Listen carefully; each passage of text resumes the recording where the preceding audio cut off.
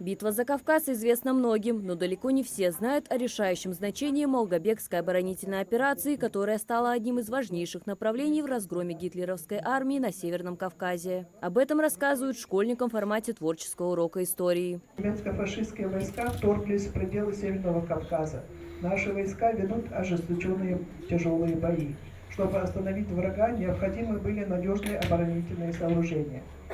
Осенью 1941 года Государственный комитет обороны принял решение о строительстве оборонительных сооружений в районе Северного Кавказа. В зале также представлена выставка «Черное зеркало». Более 50 картин из 8 художественных школ региона, написанных нефтью. Экспозиция стала итогом масштабного конкурса, который прошел при поддержке компании «Ингушнефть». Тема картин одна – защита подступов к городу Молгобек и роль нефтяников Ингушетии в годы Отечественной войны. На многих из них изображены герои, которые отстаивали город. Обратите внимание, на этой картине нарисован Владимир Этуш. Это один из защитников города Молгобек, впоследствии известный советский, российский актер театра и кино. Владимир Этуш, он был в числе тех, кто защищал подступы к городу Молгобек. Защитники города Молгобек, 120 тысяч человек, известных сегодня известно, а может их было значительно больше, они погибли, защищая подступы к городу Молгобек. Но вот Владимир Этуш был среди тех, кто выжил.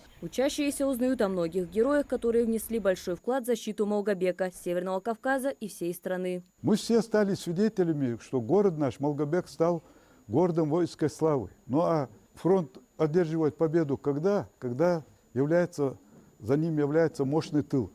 Как сказал Георгий Константинович Жуков, победа куется не только на фронте, но и в тылу. Одним из участников Молгобекской оборонительной операции был Хизир Арцханов, который застал еще и Первую мировую войну, после чего принимал участие в гражданской. Опыт большой, благодаря чему командующий Закавказского военного округа поручил Арцханову вести партизанские отряды на Кавказском направлении. Хизир Идикович командовал войсками, так как он знал, в общем, все тропы от Грозного до Тбилиси и Баку, то эту войну он вел именно непосредственно на территории Кабарды, останавливал всех подозрительных лиц, досматривал документы. И в партийном плане был предан родине и партии, но, к сожалению, уже после войны по надуманным обвинениям он долгое время сидел в тюрьмах.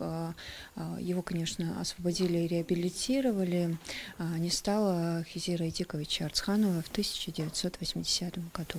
Наступление немецко-фашистских войск на Северном Кавказе началось 25 июля 1942 года. Советские войска были вынуждены отойти тогда назад. Быстрое продвижение врага вынудило советское командование прикрыть грозненское направление войсками Северной группы Закавказского фронта. 3 сентября 1942 немецким войскам был отдан приказ внезапным ударом захватить Молгобек. Выдающимся военнослужащим в этот период проявил себя и Махмуд Хамхоев, призванный в ряды Красной армии в 30-х годах. Когда они были под Таганрогом, это одно из направлений в битве за Кавказ, 100 эсэсовцев окружили дивизию, и самого Махмуда Магомедовича вызывают к себе Кочетков, главнокомандующий, и дают ему задание атаковать и уничтожить десант немцев. Задача была блестяще выполнена.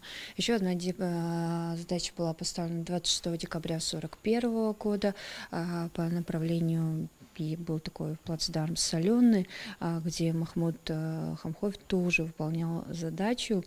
Там он был даже контужен и ранен. Целью захвата немецкой армии Молгобекского района были нефтедобывающие промыслы Грозного и Баку. Самая короткая дорога проходила по Алханчурской долине, а на пути как раз располагался Молгобек. 70% горюче-смазочного материала во время Великой Отечественной войны давал наш Молгобек. И за это получил орден Ленина и другие высокие награды государства Советского Союза тогда. Но это им не удалось. Почему? Потому что здесь шли ожесточенные бои, и в Молгобекской оборонительной операции начался процесс оттеснения врага с нашей территории, Советского Союза. В начале октября враг перешел от наступления к обороне. Дальше участка кирпичного завода немцы продвинуться не смогли. Молгобек был освобожден 3 января 1943 года. Советским войскам удалось окончательно освободить город от вражеского нашествия. В боях за город погибли 120 тысяч советских солдат и немало мирного населения. Именно так завершилось одно из решающих сражений битвы за Кавказ. Совсем скоро исполнится ровно 83 года со дня освобождения Малгобека, который впоследствии в 2007 году получил звание города воинской славы. Мария Макеева, Билал Ахильгов, Магаз 24.